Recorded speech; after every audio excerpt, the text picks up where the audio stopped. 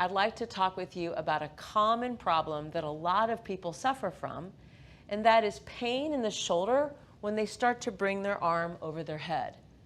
Now, bringing your arm over your head is a super complex motion, even though it doesn't seem like it would be. There's a lot of muscles that are at play and a lot of joints at play from bringing my arm by my side to over the head. One of the best ways to improve your range of motion and reduce pain is to identify your muscle weaknesses and make them stronger. We're going to identify our muscle weaknesses in this video by observing our range of motion. So as I start by coming down into a supine position, I want to begin by noticing how far my shoulders move. So let's just say that when I move one shoulder over the head, I get it back to a certain amount, but then the other shoulder, I don't move it back as far. Let's say that my range of motion stops here for whatever reason, and I end up having a lot of pain. That's going to tell me that potentially this shoulder has a problem and I need to get it stronger. How do we do that? Do we immediately pick up weights? Do we put our hands up on the wall, start to manipulate it and stretch it? Do we start rolling around on a foam roller? One thing that we are always safe to do is engaging our muscles better. What I like to use is a 5-step cycle to muscle maintenance that I start with isolation work, move into integration work, moving from body weight to training with weights, and eventually adding all kinds of challenges if that was appropriate for the individual and their goals. So as we might begin, I'm going to take this limited shoulder and I start by going onto a supine position, and then I move. Let's say that this is as far as I move into that range. Then I'm just going to bring one of my arms across and then just lightly place the hand right on the forearm. Now this arm's not going to push, it's just there for a barrier. From there, I'm just going to move this arm back into my hand, and so I start to feel some muscular engagement here, holding that for anywhere from 5 to 6 seconds, and then slowly releasing that all the way down to the side, resting for 5 or 6 seconds. On the second one, what you may notice is that you might have a little more range of motion. And the reason for that is because isometrics reduce pain and inflammation, and they have a carryover effect to where once the body notices that there's less inflammation, we actually can move better. We're making these muscles contract better. And let's just say that over a period of time, I got to the place where I could move my arm back pretty far.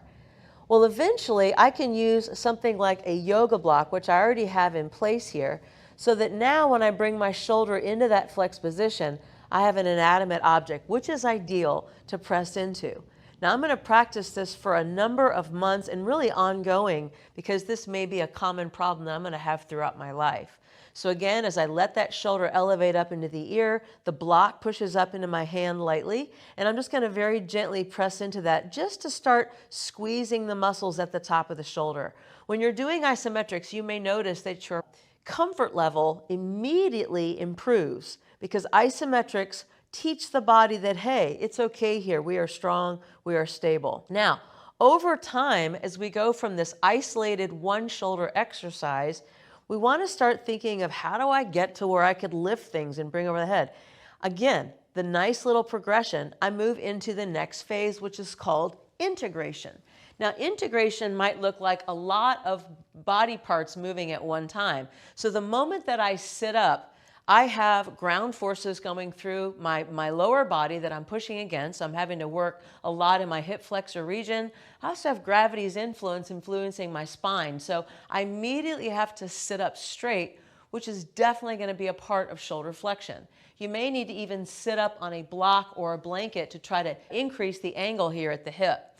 So assuming that I can move into this position, now my shoulder flexion may be very different. I may notice that I've diminished my range again, which means that I may have to bring myself down to a lesser position, perform that isometric like we were talking about, and then eventually over time, moving a little further.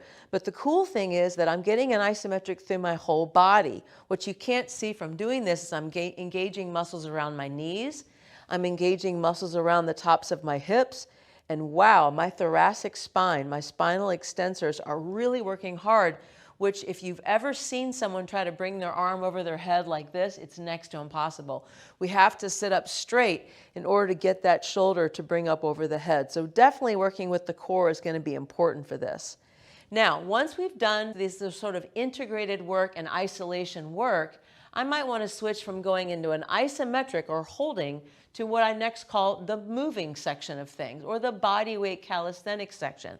So I'm just going to add a little isometric with one of these blocks and lightly press against it. Now when we press into the block, we immediately start working those upward rotators. Now my range of motion may change. So if you notice, wow, that's really hard, you may want to start off by just lying down on the floor, which again, now I've got gravity helping me. So I'm bringing that all the way up over the head and then exhale, bringing that down to the side. So I'm going to take my time as I press into that block, feeling the shoulders coming off the ground as I bring it up, and then exhale, feeling those shoulders as I draw that back down. So as I just move through this range of motion, I'm just observing at what parts of the range that I feel weakness, and I'm just going to work on squeezing those muscles right across the insides of the shoulder that's pressing into the block. Over time, as you got better, we might be able to go back into my integrated position of sitting with my shoulders here, which again is going to bring in so many of my spinal extensors. Eventually, I might be able to transfer all the way into standing, which puts less stress on my hips, but again is going to require me to have to really work my spinal extensors. Once we got really good at moving, just moving by itself and creating tension with body weight, I might decide it'd be appropriate now to add load, which I like to call amplify. When I'm adding load, I want to start off with a lighter weight before I work with a heavier weight. There's no reason to project that far out into the future. I might even want to start with a set of 2s or 3s if I'm not used to lifting weights at all. So bringing my arms to my side, flexing into the elbow, this brings the weight closer to my shoulder. Then from here, I can just practice moving my upper arm up as much as comfortable until my muscles that cross the front of my shoulder got stronger. Maybe over time, I might be able to move my upper shoulder area a little bit more, bringing my arms a little bit more towards an extended position at that elbow. And then you can see that over time, I might be able to move the weights directly over the head.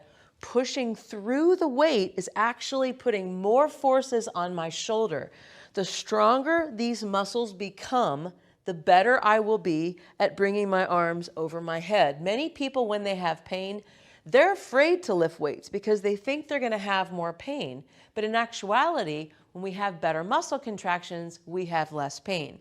So let's say that over time, I decided, you know what, my shoulders are feeling really good. I want to make them even stronger. Then it might actually be time to add more load. Anytime I increase the load, I may notice that now my range of motion is back down here again. We might have to sacrifice some of the range of motion, and then over time, in my stabilizing muscles in my back, I might be able to move those weights up even further. Now down the road, let's say that someone wants to play tennis and do these ballistic motions in the shoulder.